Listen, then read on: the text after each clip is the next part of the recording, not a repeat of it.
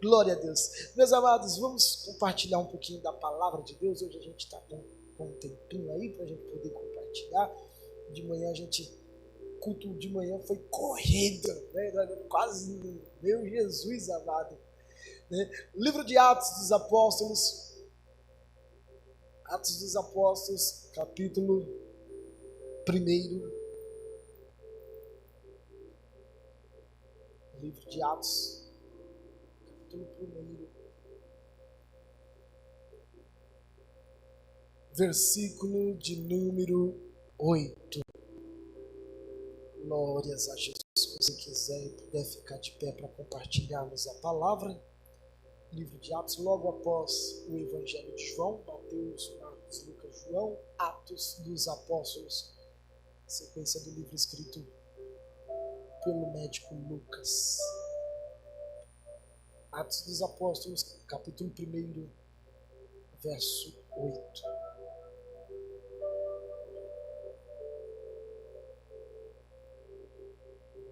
Diz assim, vamos no 7 primeiro.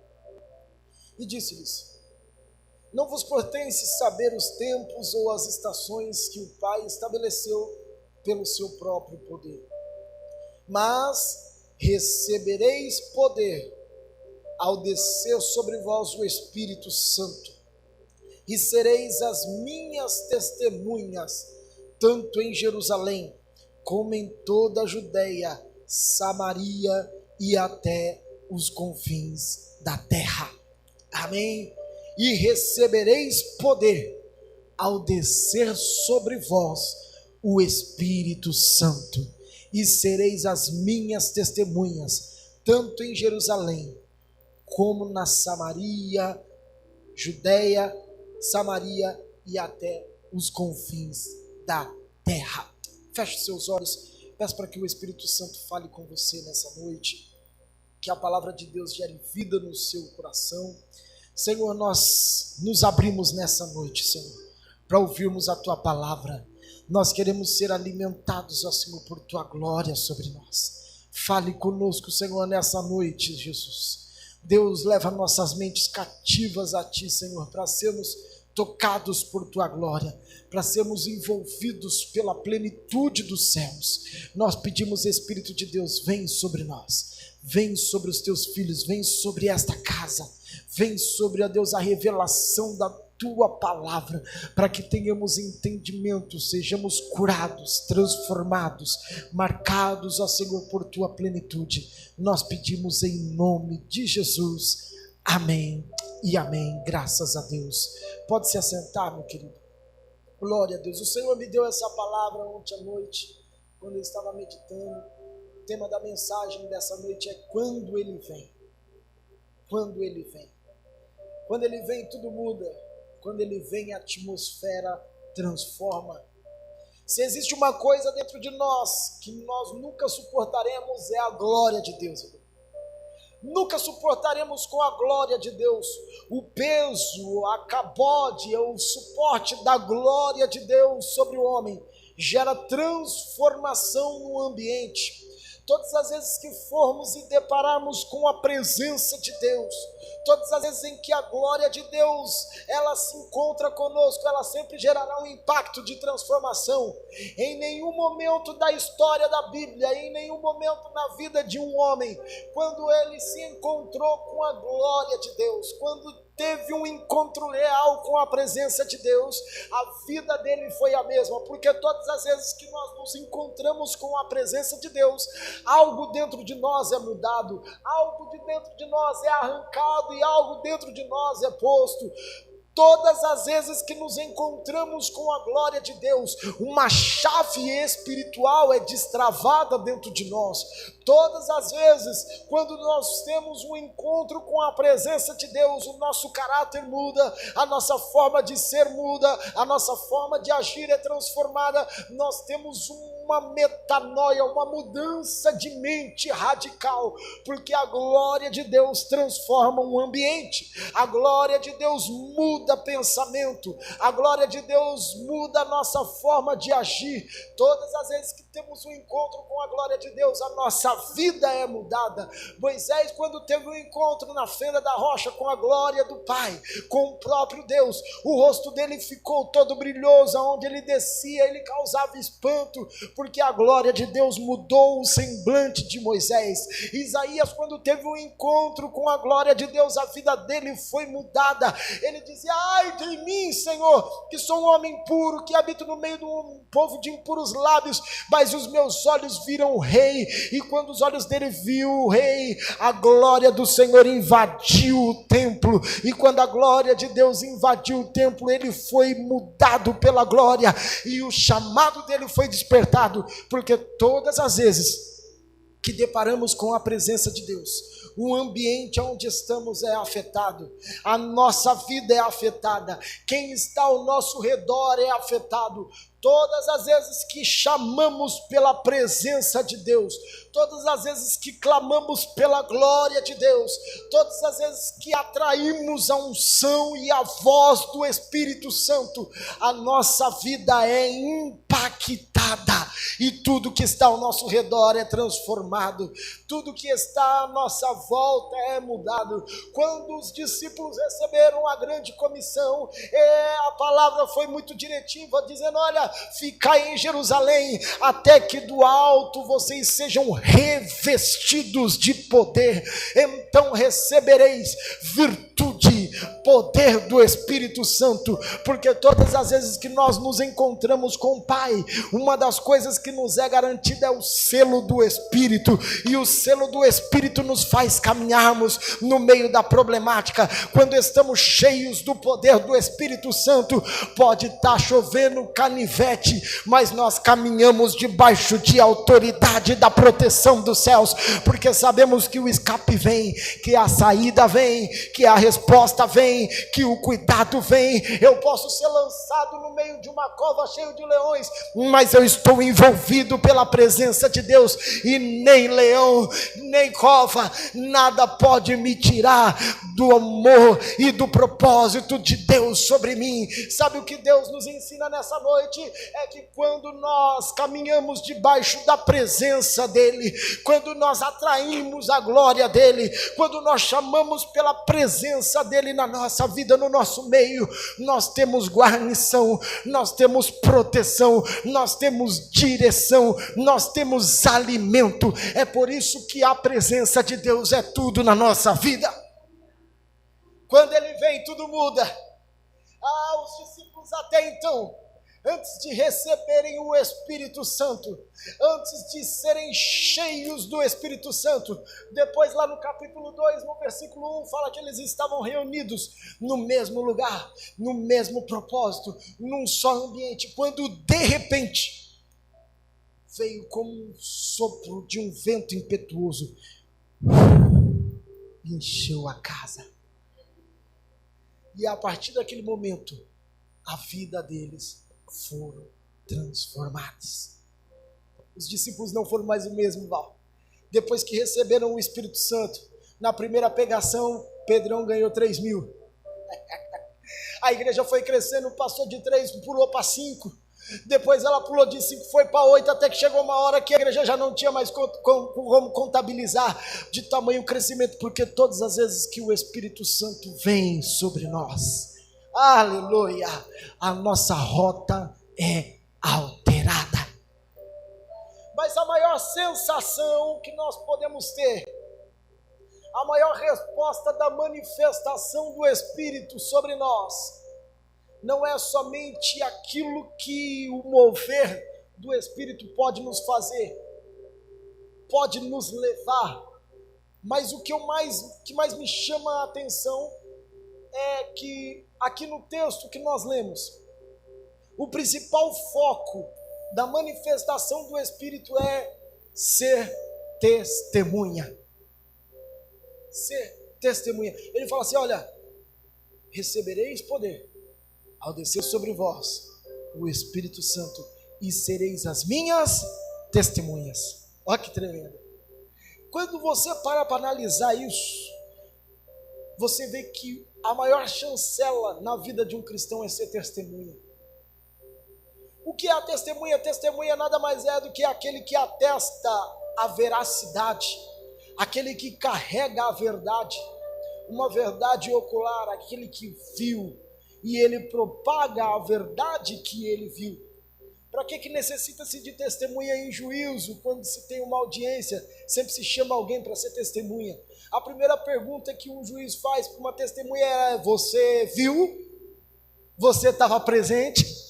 Porque a testemunha, ela é a chancela da veracidade de um fato.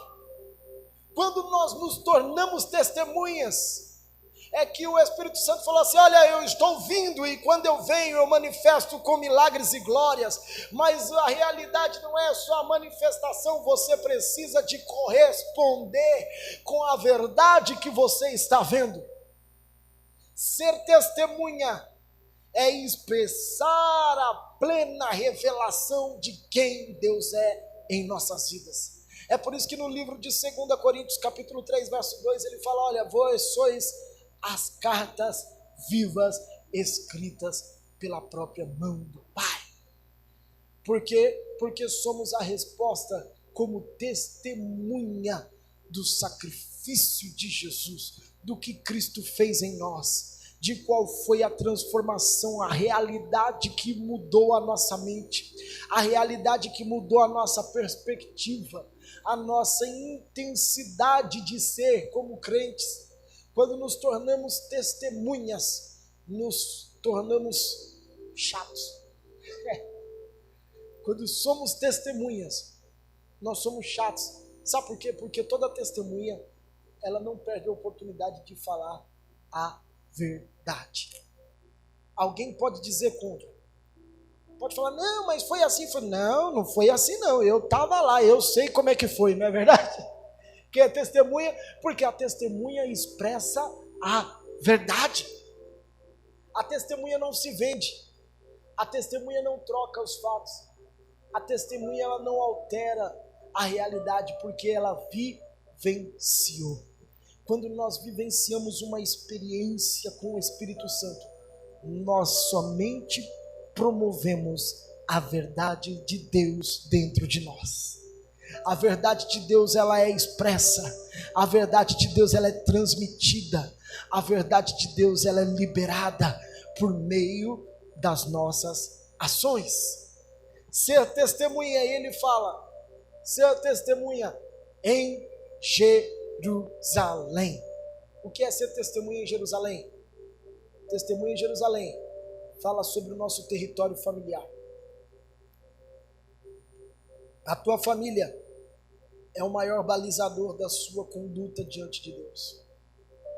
De nada adianta você ser bonzinho fora, ser um bom homem, uma boa mulher, ter um bom testemunho fora, e a sua casa não testemunha a respeito do seu caráter diante de Deus. Primeira etapa de ser testemunha é: seja uma testemunha em Jerusalém. Jerusalém fala sobre o nosso ambiente familiar. Os nossos filhos precisam testemunhar da responsabilidade de Deus. Os nossos pais precisam testemunhar da verdade de Deus em nós, do nosso relacionamento com Deus. E como é que eu consigo isso, pastor? À medida com que eu me relaciono com Deus, eu revelo o quanto eu posso influenciar a minha casa. Você só se torna a influência de Deus dentro do seu lar, dentro da sua que você se relaciona com Deus. É impossível uma pessoa viver um relacionamento diante de Deus, em intimidade, no secreto, em busca, e ela não tornar o ambiente da casa dela afetado pela presença de Deus. Quando você se relaciona com Deus, você atrai para dentro do seu lar um ambiente de paixão e glória. As pessoas que olham dentro da sua casa, elas podem até não aceitar, mas elas vão ter que engolir, sabendo que Deus, Ele é e move através da sua vida, porque através de você há uma revelação dos céus. Ser testemunha em Jerusalém é ser a revelação do próprio Cristo dentro da sua casa, não por palavras, mas por ações. É as suas atitudes, as suas ações, elas falarem muito mais alto dentro da sua casa do que qualquer outra palavra. Que sejamos testemunhas em Jerusalém. Que o Senhor nos levante como testemunhas dentro do nosso lar. Que a nossa casa possa ser a resposta, a chancela, o carimbo dos céus para aquilo que Deus tem depositado em nós. Segundo tópico que eu vejo, seja testemunha em Samaria. Ser testemunha em Samaria corresponde à presença de Deus sendo manifesta como verdade em ambientes hostis. Sabe por quê? Samaria era um ambiente que não coligava com Jerusalém. Judeus nunca se deram bem com samaritanos. Eram o mesmo povo, com pensamentos distintos, culturas distintas, simplesmente por uma briga passada que havia tido na divisão, desde a época da divisão dos reinos. E isso foi se carregando por um bom tempo. E quando falamos em ser testemunha em Samaria, falamos em nos tornarmos a voz de Deus no mundo em que nós vivemos. Daniel foi fiel ao Senhor dentro de Babilônia. Vale a pena ser fiel. É possível ser fiel a Deus dentro de Babilônia. É possível ser fiel ao Senhor, ser testemunha da verdade em Samaria. Samaria é o maior teste que temos da nossa fé. Samaria é o maior teste que podemos exercer a respeito do nosso chamado diante de Deus. É em Samaria que somos testados e aprovados ou reprovados por Deus. É em Samaria que a gente vê se realmente nós vamos alcançar a resposta e o favor de Deus. Porque em Samaria você recebe poder em Jerusalém, para que em Jerusalém aquilo que você recebeu de poder seja afetado na Samaria. Ser resposta e testemunha na Samaria, sabe onde que é a sua Samaria? Samaria é lá no seu trabalho, onde ninguém é crente, onde o povo passa falando besteira 24 horas por dia. E aí lá você precisa ser a testemunha da verdade de Deus que transforma o ambiente. Samaria é lá no meio da sua vizinhança que às vezes se reúne só para fofocar e falar mal um do outro. E aí você precisa ser a testemunha fiel de Deus em Samaria para expressar a verdade que foi depositada dentro de você. Ser testemunha em Samaria é ser um Daniel no meio da Babilônia, é ser um José no meio do Egito, é ser um homem, uma mulher de Deus que responda aos céus no lugar mais hostil, aonde o pecado está enraizado, aonde a carniça do inferno pode estar imperada, mas onde sobre nós superabundou a glória do Espírito Santo, e aonde a virtude de Deus, a transformação, e aonde a transformação, a palavra de verdade, Deus está nos levando para sermos as suas testemunhas em Samaria. O mais difícil para muita gente é se tornar testemunha em Samaria, porque ou você influencia Samaria, ou Samaria influencia você. Ou você se torna testemunha em Samaria, ou você vai ser réu dentro de Samaria. Porque em Samaria não tem como você fazer meio termo. Não existe meio crente em Samaria. Ou você serve ao Senhor de verdade, ou você não serve ao Senhor de verdade. Ou você ama a Deus totalmente, ou você somente fala da boca para fora que ama a Deus. Ser testemunha em Samaria é refletir a realidade de Deus que Ele depositou em nós. Que o Senhor nos leve para Samaria para sermos a sua voz. Que o Senhor nos leve até Samaria para sermos a resposta dEle para esse tempo.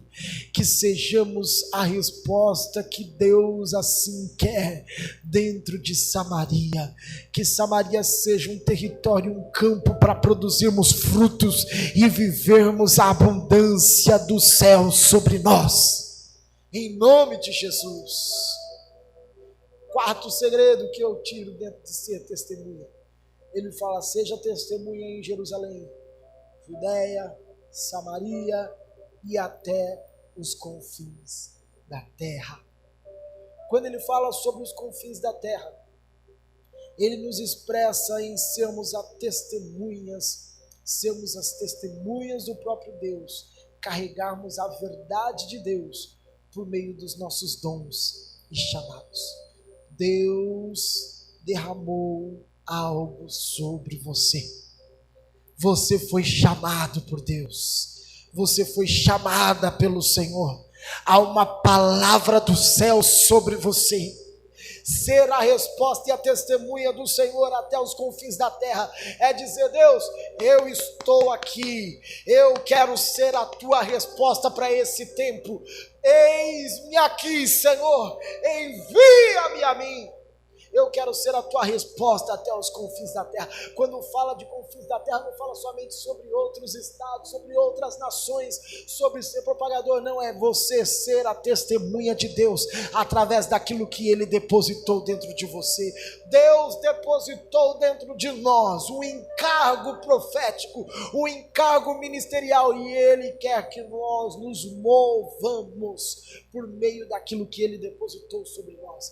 Quando tivermos o entendimento de que o que foi depositado dentro de nós se move para a funcionalidade do reino de Deus, então tudo que há em nós que necessita de ser completado será completo por meio da realização daquilo que Deus depositou em mim.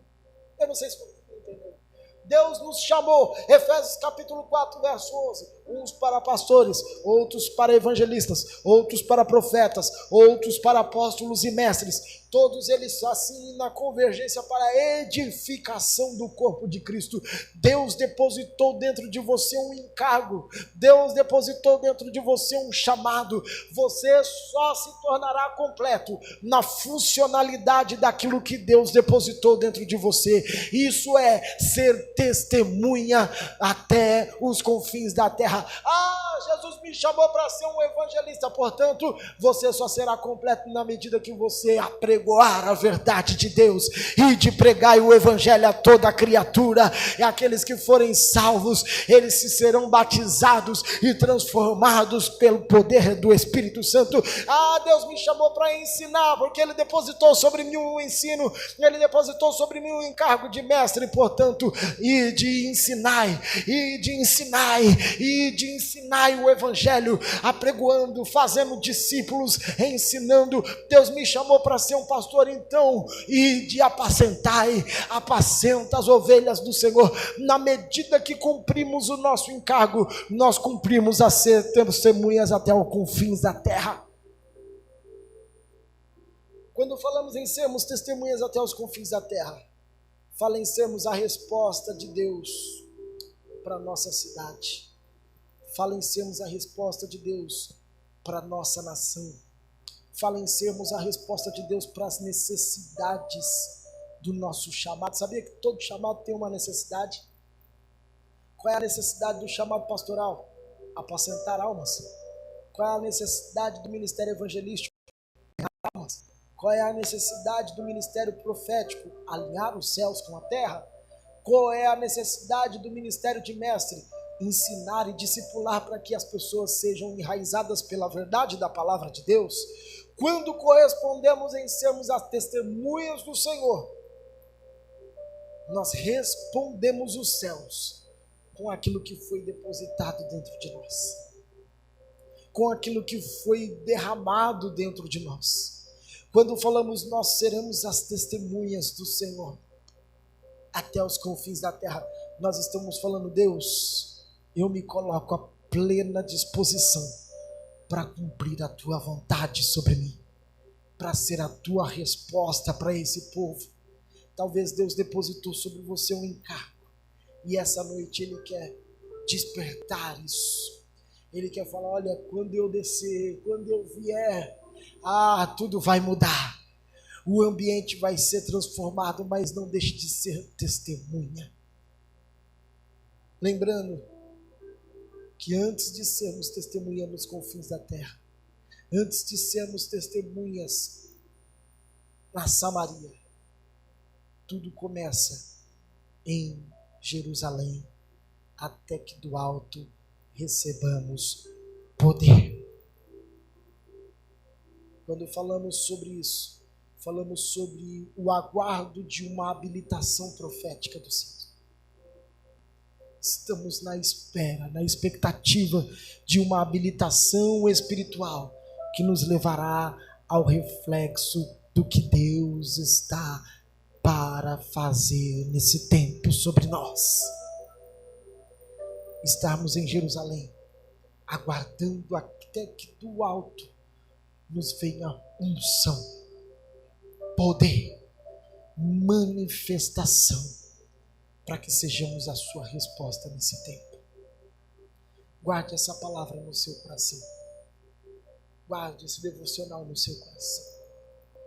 Quando ele vier, que você seja testemunha em Jerusalém, Judeia, Samaria e os confins da terra, respondendo o seu chamado, sendo a resposta de Deus para esse tempo, sendo o alimento de Deus para os que estão famintos, afetando ambientes com a glória de Deus, através do secreto, através do nosso relacionamento, através da nossa conduta no altar. Que o Senhor te sustente pelo poder da sua palavra. Se coloque de pé nesse momento, eu quero orar com você.